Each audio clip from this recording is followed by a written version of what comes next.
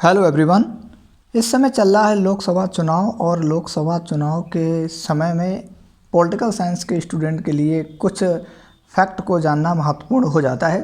जैसे ये 2024 का लोकसभा चुनाव है, इसमें ये कितने चरणों में हो रहा है और ये कौन सी लोकसभा के लिए यहाँ इस समय चुनाव कराया जा रहा है।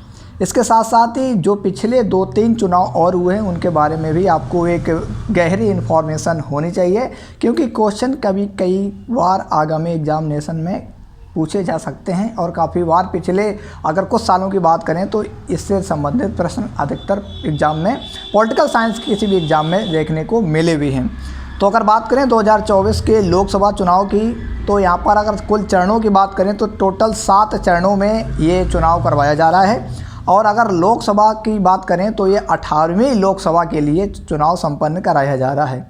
इसके साथ ही हमें 2019 और 2014 के चुनाव के बारे में भी इंफॉर्मेशन होनी चाहिए। एज ए स्टूडेंट अगर पॉलिटिकल साइंस आप पढ़ रहे हैं या नॉर्मल कोई भी आप सब्जेक्ट पढ़ रहे हैं तो यहाँ पर आपको ज़रूर ये इन्फॉर्मेशन होनी चाहिए कि आखिर में कौन सी लोकसभा, ये तो नॉर्मल जनरल क्वेश्चन होता है।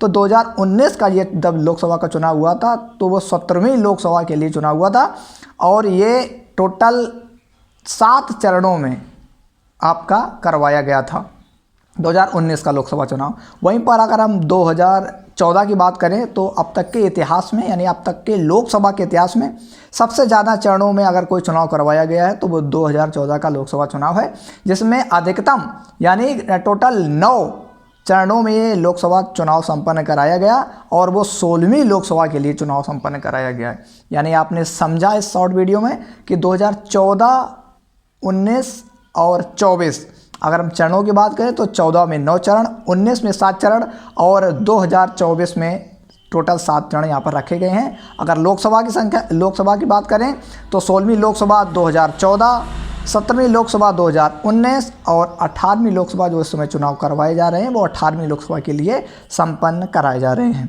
इन्फॉर्मेशन आपको कैसा लगा बताइएगा। Thank you.